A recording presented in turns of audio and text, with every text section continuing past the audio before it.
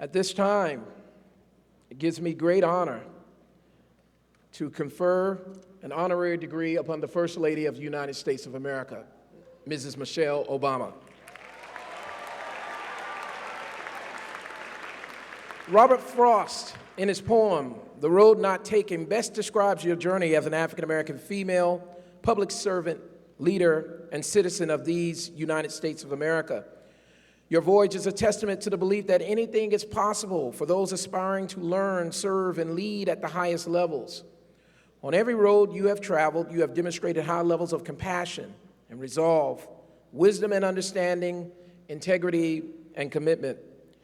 A product of Chicago Public Schools, you went on to become a distinguished graduate of Princeton University and Harvard Law School. After a few years at the Chicago law firm of Sidley and Austin, the road not taken became a clear vision, and you made the decision to work with people to serve their communities and their neighbors. You were Assistant Commissioner of Planning and Development in Chicago City Hall before becoming the founding Executive Director of the Chicago chapter of Public Allies, an AmeriCorps program that prepares young people for public service. From there, your journey took you to the University of Chicago with the vision of bringing both campus and community together.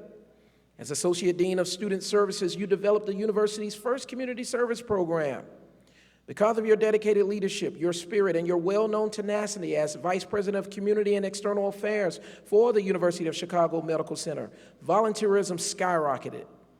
It goes without saying that you had already taken the road less traveled long before becoming the First Lady of the United States of America. After First Lady of the United States of America, you have continued your passage to support and inspire young people by your Let's Move initiative to bring community leaders together, educators, medical professionals, parents, and others in a nationwide effort to address healthy lifestyles and the challenge of childhood obesity. Your Joining Forces initiatives with Dr. Jill Biden that calls all Americans to rally around service members, veterans, and families to support their wellness, education, and employment opportunities. And your Rich Hire campaign, Pass High School, are all indicative of your grace, your wit, and your strength. And now, through Let Girls Learn, you're working to ensure girls around the world have the access to the education they deserve. Few, if any, in your roles have served so unselfishly and so well. Madam First Lady, you have led by example in all your roads less traveled, showing the world the true meaning of grace, of compassion, of integrity, and of honor. You are genuinely true to your values. You're genuinely true to your principles. You've inspired the world.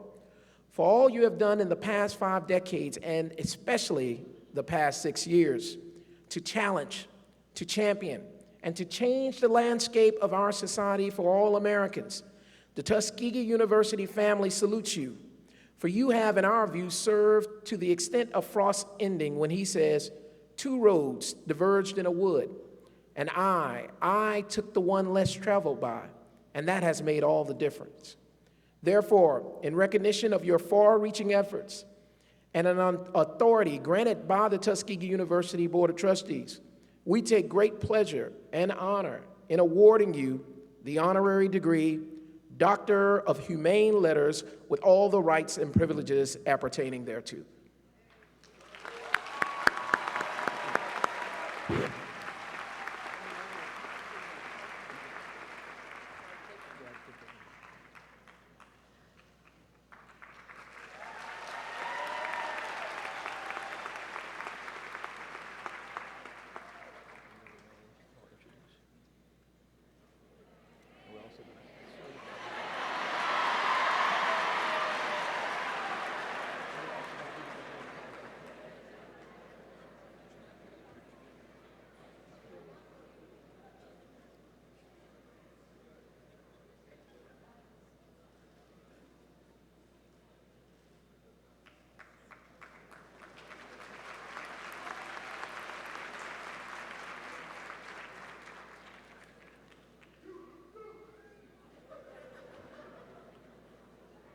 Stand if you want. For the moment that we've all been waiting for.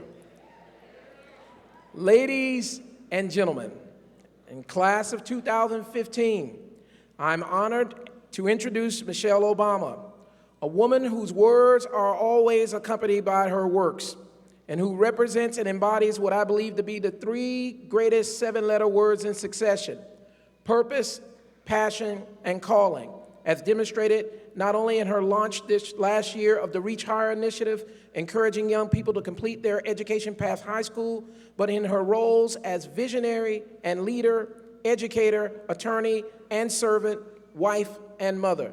Please join me in welcoming the First Lady of the United States of America, Mrs. Michelle Obama.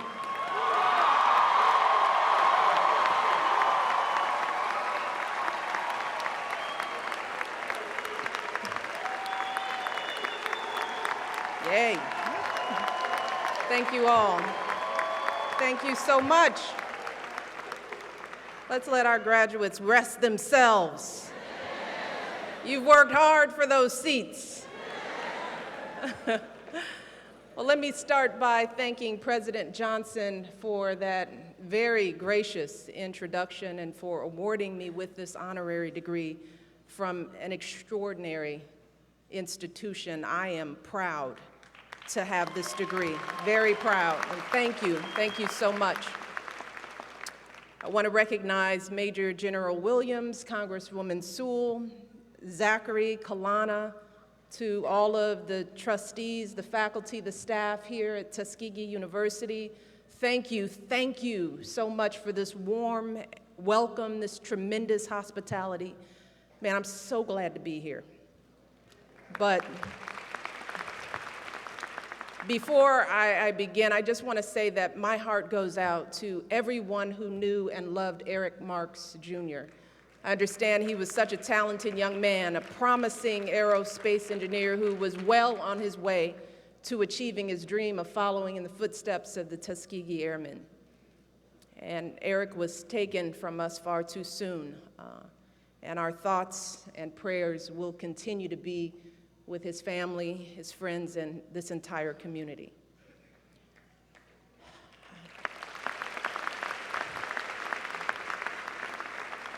I also have to recognize the concert choir. Wow, you guys are good. Well done. Beautiful song. And I have to join in recognizing all the folks up in the stands, the parents, siblings, friends, so many others who have poured their love and support into these graduates every step of the way. Yeah, this is your day. Your day. Now, on this day before Mother's Day, I've got to give a special shout out to all the moms here.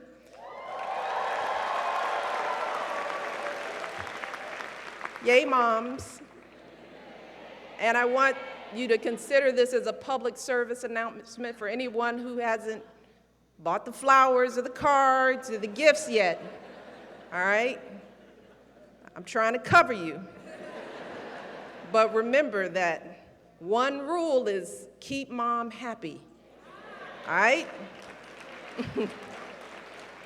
And finally, most of all, I want to congratulate the men and women of the Tuskegee University class of 2015.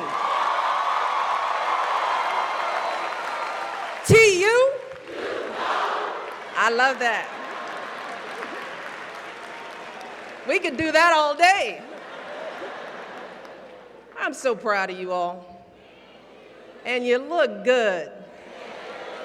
Well done. You all have come here from all across the country to study, to learn, maybe have a little fun along the way. From freshman year in Adams or Young Hall, to those late night food runs to the coop. I did my research. To those mornings you woke up early to get a spot under the shed to watch the Golden Tigers play. Yeah, I've been watching. At the White House, we got all kinds of ways. And whether you played sports yourself or sang in the choir or played in the band, joined a fraternity or sorority, after today, all of you will take your spot in the long line of men and women who have come here and distinguished themselves and this university. You will follow alums like many of your parents and grandparents, aunts and uncles, leaders like Robert Robinson Taylor, the groundbreaking architect and administrator here who's recently honored on a postage stamp. You will follow heroes like Dr. Boynton Robinson, who survived the billy clubs and the tear gas of Bloody Sunday in Selma. The story of Tuskegee is full of stories like theirs. Men and women who came to this city, seized their own futures, and wound up shaping the arc of history for African Americans and all Americans. And I'd like to begin today by reflecting on that history, starting back at the time when the Army chose Tuskegee as the site of its airfield and flight school for black pilots. Back then, black soldiers faced all kinds of obstacles. There were the so-called scientific studies that said that black men's brains were smaller than white men's. Official Army reports stated that black soldiers were childlike, shiftless, unmoral, and untruthful, and as one quote stated, if fed, loyal and compliant.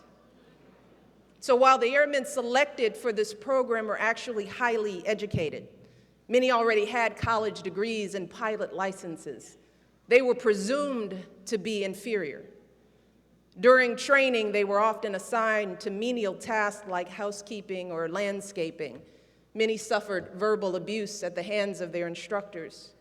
When they ventured off base, the white sheriff here in town called them boy and ticketed them for the most minor offenses.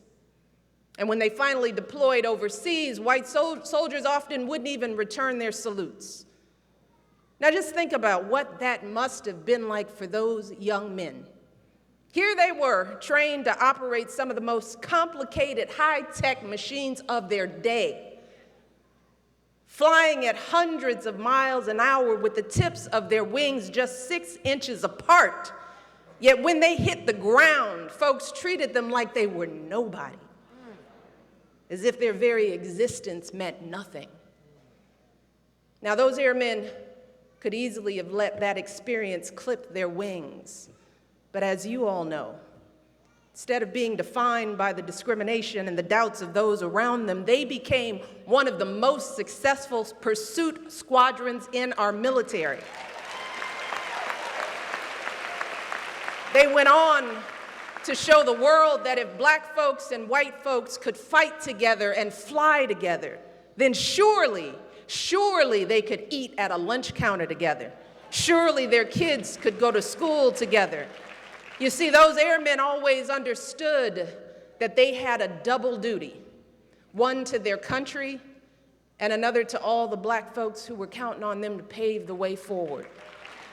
So for those airmen, the act of flying itself was a symbol of liberation for themselves and for all African Americans. One of those first pilots, a man named Charles DeBow, put it this way. He said that a takeoff was, in his words, a never-failing miracle where all the bumps would smooth off. You're in the air, out of this world, free. And when he was up in the sky, Charles sometimes looked down to see black folks out in the cotton fields not far from here. The same fields where decades before their ancestors worked as slaves. And he knew that he was taking to the skies for them, to give them and their children something more to hope for, something to aspire to. And in so many ways, that never-failing miracle, the constant work to rise above the bumps in our path to greater freedom for our brothers and sisters, that has always been the story of African Americans here at Tuskegee.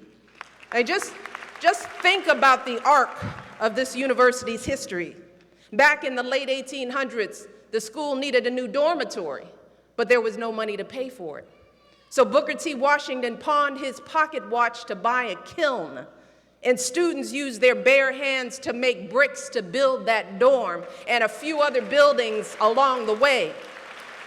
A few years later, when George Washington Carver first came here for his research, there was no laboratory. So he dug through trash piles and collected old bottles and teacups and fruit jars to use in his first experiments.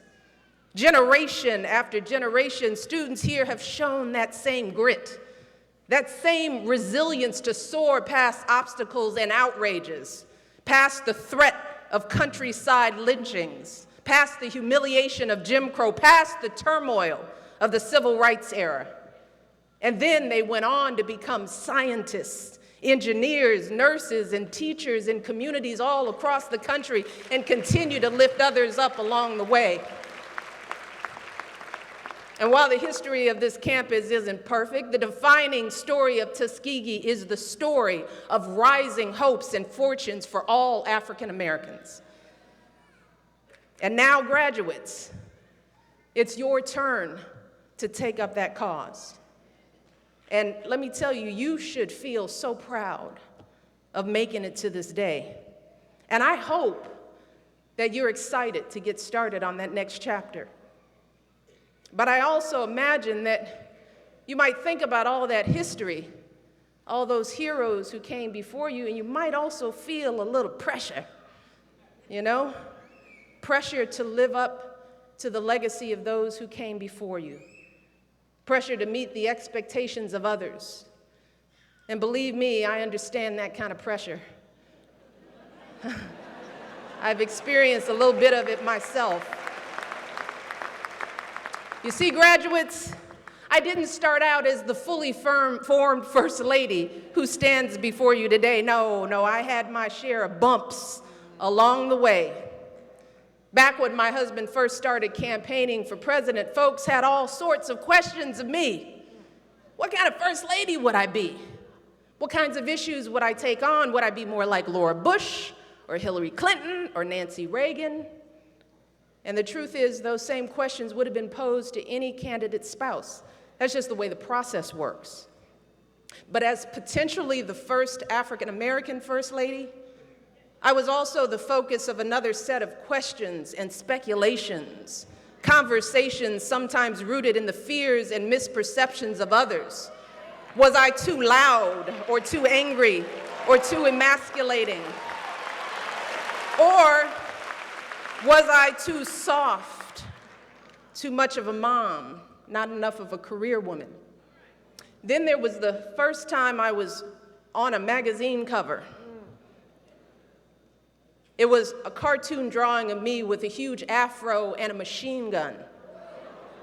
Now, yeah, it was satire, but if I'm really being honest, that knocked me back a bit. It made me wonder, well, just how are people seeing me? Or you might remember the on-stage celebratory fist bump between me and my husband after a primary win that was referred to as a terrorist fist jab. And over the years, folks have used plenty of interesting words to describe me. One said I exhibited a little bit of uppity-ism. Another noted that I was one of my husband's cronies of color. Cable news charmingly referred to me as Obama's baby mama. And of course, Barack has endured his fair share of insults and slights. Even today, there are still folks questioning his citizenship. And all of this used to really get to me. Back in those days, I had a lot of sleepless nights worrying about what people thought of me, wondering if I might be hurting my husband's chances of winning his election, fearing how my girls would feel if they found out what some people were saying about their mom. But eventually, I realized that if I wanted to keep my sanity and not let others define me, there was only one thing I could do, and that was to have faith in God's plan for me. I had to ignore all of the noise and be true to myself. And the rest would work itself out. So throughout this journey, I have learned to block everything out and focus on my truth. I had to answer some basic questions for myself. Who am I? No, really, who am I? What do I care about? And the answers to those questions have resulted in the woman who stands before you today. A woman who is first and foremost a mom. Look, I love our daughters more than anything in the world, more than life itself. And while that may not be the first thing that some folks want to hear from an Ivy League educated lawyer, it is truly who I am. So for me, being mom in chief is and always will be job number one. Next, I've always felt a deep sense of obligation to make the biggest impact possible with this incredible platform. So I took on issues that were personal to me. Issues like helping families raise healthier kids, honoring the incredible military families that I'd met out on the campaign trail, inspiring our young people to value their education and finish college. Now, some folks criticize my choices for not being bold enough, but these were my choices, my issues, and I decided to tackle them in a way that felt most authentic to me, in a way that was both substantive and strategic, but also fun and hopefully inspiring. So I immersed myself in the policy details. I worked with Congress on legislation. I gave speeches to CEOs, military generals, Hollywood executives. But I also worked to ensure that my efforts would resonate with kids and families. And that meant doing things in a creative and unconventional way. So yeah, I planted a garden and hula hooped on the White House lawn with kids. I did some mom dancing on TV. I celebrated military kids with Kermit the Frog. I asked folks across the country to wear their alma mater's t-shirts for college signing day. And at the end of the day, by staying true to the me I've always known, I found that this journey has been incredibly freeing. Because no matter what happened, I had the peace of mind of knowing that all of the chatter, the name calling, the doubting, all of it was just noise. It did not define me. It didn't change who I was. And most importantly, it couldn't hold me back. I have learned that as long as I hold fast to my beliefs and values and follow my own moral compass, then the only expectations I need to live up to are my own. So graduates, that's what I want for all of you. I want you all to stay true to the most real, most sincere, most authentic parts of yourselves. I want you to ask those basic questions. Who do you want to be? What inspires you? How do you want to give back? And then I want you to take a deep breath and trust yourselves to chart your own course and make your mark on the world. Maybe it feels like you're supposed to go to law school, but what you really want to do is teach little kids. Maybe your parents are expecting you to come back home after you graduate, but you're feeling a pull to travel the world. I want you to listen to those thoughts. I want you to act with both your mind, but also your heart. And no matter what path you choose, I want you to make sure it's you choosing it and not someone else. Because here's the thing, the road ahead is not going to be easy. It never is, especially for folks like you and me. Because while we've come so far, the truth is that those age-old problems are stubborn, and they haven't fully gone away. So there will be times, just like for those airmen, when you feel like folks look right past you, or they see just a fraction of who you really are. The world won't always see you in those caps and gowns. They won't know how hard you worked and how much you sacrificed to make it to this day, the countless hours you spent studying to get this diploma. the multiple jobs you worked to pay for school, the times you had to drive home and take care of your grandma, the evenings you gave up to volunteer at a food bank or organize a campus fundraiser. They don't know that part of you. Instead, they will make assumptions about who they think you are based on their limited notion of the world. And my husband and I know how frustrating that experience can be. We've both felt the sting of those daily slights throughout our entire lives. The folks who crossed the street in fear of their safety, the clerks who kept a close eye on us in all those department stores, the people at formal events who assumed we were the help, and those who have questioned our intelligence, our honesty, even our love of this country. And I know that these little indignities are obviously nothing compared to what folks across the country are dealing with every single day. Those nagging worries that you're going to get stopped or pulled over for absolutely no reason. The fear that your job application will be overlooked because of the way your name sounds. The agony of sending your kids to schools that may no longer be separate, but are far from equal. The realization that no matter how far you rise in life, how hard you work to be a good person, a good parent, a good citizen, for some folks, it will never be enough. And all of that is going to be a heavy burden to carry. It can feel isolating. It can make you feel like your life somehow doesn't matter, that you're like the invisible man that Tuskegee grad Ralph Ellison wrote about all those years ago. And as we've seen over the past few years, those feelings are real. They're rooted in decades of structural challenges that have made too many folks feel frustrated and invisible.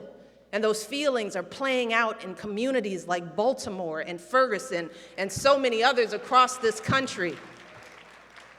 But graduates, today I want to be very clear that those feelings are not an excuse to just throw up our hands and give up. Not an excuse. They are not an excuse to lose hope.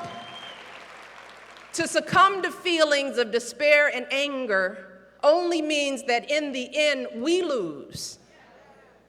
But here's the thing. Our history provides us with a better story, a better blueprint for how we can win.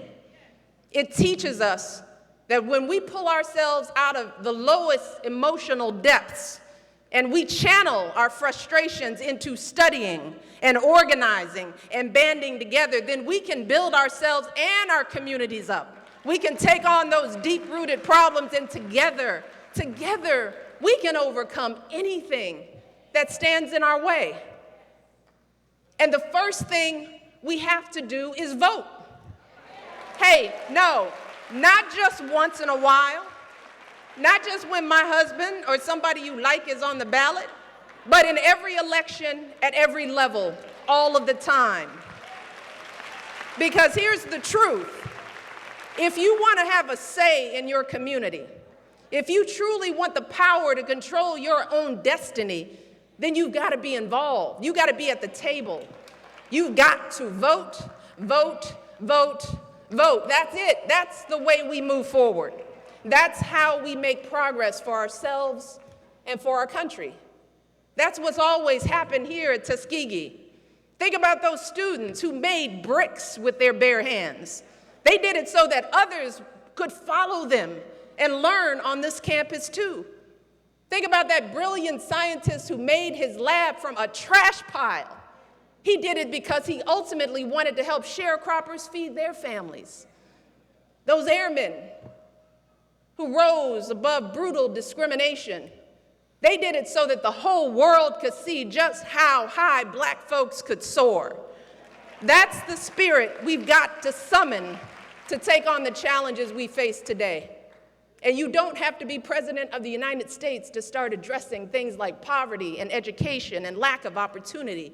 Graduates, today you can mentor a young person and make sure he or she takes the right path. Today, you can volunteer at an after-school program or food pantry. Today, you can help your cousin fill out her college financial aid form so that she can be sitting in those chairs one day. But just like all those folks who came before us, you've got to do something to lay the groundwork for future generations. That pilot I mentioned earlier, Charles DeBow, he didn't rest on his laurels after making history. Instead, after he left the Army, he finished his education.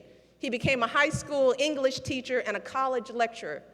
He kept lifting other folks up through education. He kept fulfilling his double duty long after he hung up his uniform. And graduates, that's what we need from all of you. We need you to channel the magic of Tuskegee toward the challenges of today. And here's what I really want you to know. You have got everything you need to do this. You've got it in you. Because even if you're nervous or unsure about what path to take in the years ahead, I want you to realize that you've got everything you need right now to succeed. You got it. You got the knowledge and the skills honed here on this hallowed campus. You got families up in the stands who will support you every step of the way. And most of all, you've got yourselves and all the heart and grit and smarts that got you to this day. And if you rise above the noise and the pressures that surround you, if you stay true to who you are and where you come from, if you have faith in God's plan for you, then you will keep fulfilling your duty to the people all across this country. And as the years pass, you'll feel the same freedom that Charles DeBow did when he was taken off in that airplane. You will feel the bumps smooth off. You'll take part in that never-failing miracle of progress. And you'll be flying through the air, out of this world, free. God bless you, graduates. Can't wait to see how high you soar. Love you all. Very proud. Thank you.